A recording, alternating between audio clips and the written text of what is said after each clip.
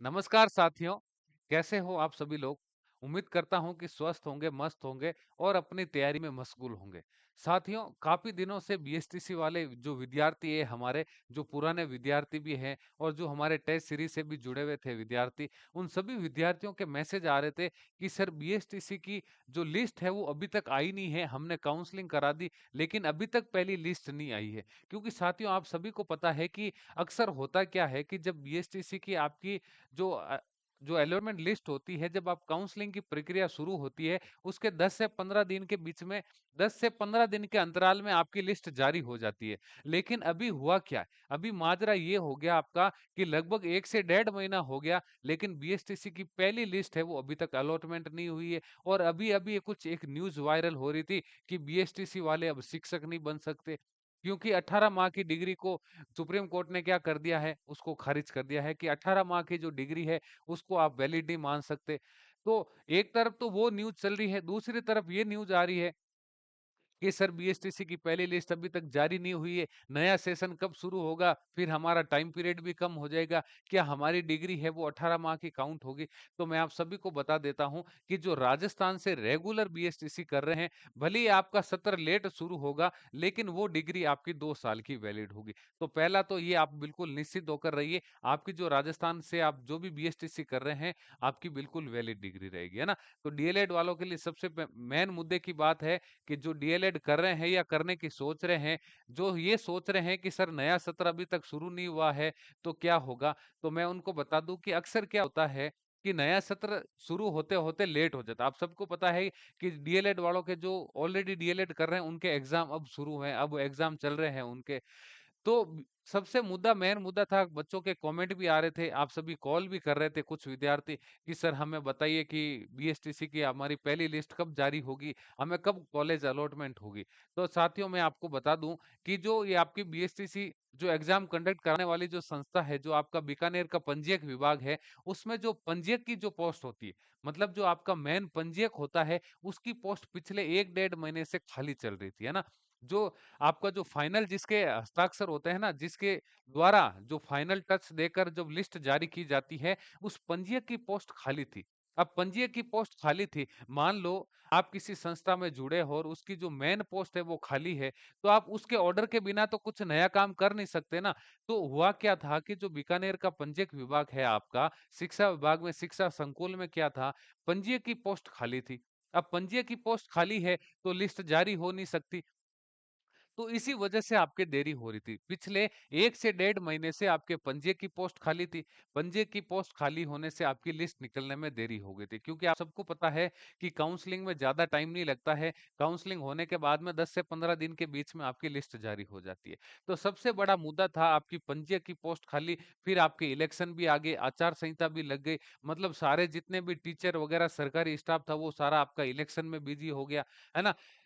अभी शिक्षा विभाग से हमने सूत्रों से पता किया है, तो अभी आपके शिक्षा जो संकुल में जो पंजीयक की पोस्ट थी, उसमें अब पंजीयक ने अब नया कार्यभार जॉइन कर लिया है। आज शनिवार है, कल आदित्य है, तो सैटरडे, संडे तो ऑफ रहता है। मंडे से हो सकता है आपके मंडे से जो नए पंजीयक है, वो अपना कार्यभार ग्रहण कर ले और आपका जो नेक्स्ट वीक मतलब मंडे से 4 तारीख से जो आपका वीक शुरू हो रहा है, मंडे से लेकर उस वीक में आपके कभी भी पहली लिस्ट आपकी जारी हो सकती है। ये आपके लिए बहुत बड़ी खुशखबरी है। साथियों, जो आपका मंडे से वीक शुरू हो रहा है, उस वीक में आपकी कभी भी हो सकता है सोमवार को लिस्ट जारी हो जाए या मंगलवार को, लेकिन उस वीक में आपकी पहली लिस्ट जारी हो जाएगी। तो साथियों, जिनके भी 400 प्लस, यहाँ मैं बता दूं, क्योंकि बीएसटीसी का अब जो चलन है वो बहुत ज्यादा हो गया मुकाबले बीएड के, क्योंकि विद्यार्थी बीएड नहीं करके अब बीएड वाले भी क्या कर रहे हैं, बीएसटीसी कर रहे हैं। उसकी वजह से कंपटीशन बहुत ज्यादा टफ हो गया, क्योंकि सीटें कम है और विद्यार्थी बहुत ज़्यादा है, 5 लाख विद्यार्थी एग्ज़ाम में बैठते हैं,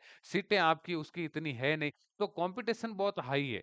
अब जब कॉम्पिटिशन हाई कब होता है? जब सीटें कम और विद्यार्थी ज़्यादा होते हैं और जब विद्यार्थी ज़्यादा और सीटें कम होती हैं, तो आपकी कट ऑफ भी हाई रहती है ना? सबसे मेन जो आपकी इसमें जो रहने वाली है ट्रेजेडी क्या रहेगी कि कट ऑफ आपकी हाई रहेगी। जनरल ईडब्ल्यूएस की आप मान के चलिए कि जिनके 400 से ज्यादा नंबर है, जिनके जनरल और ईडब्ल्यूएस कैटेगरी में आते हैं और आपके पेपर में एग्जाम में 400 से ज्यादा नंबर है, उनके इस बार चांस बनेंगे कॉलेज अलॉटमेंट के, है ना।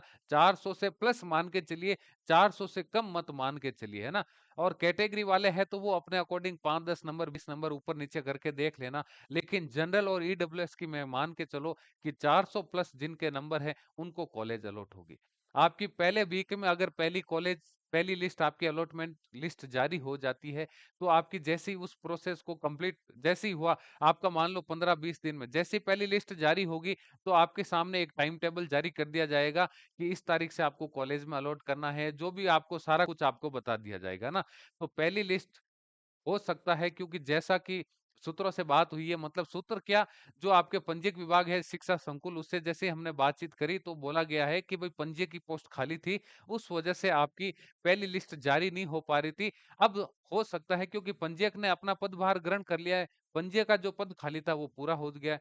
सोमवार से हो सकता है, सोमवार मंगलवार से आपके पंजीयक कार्यभार ग्रहण कर लेंगे।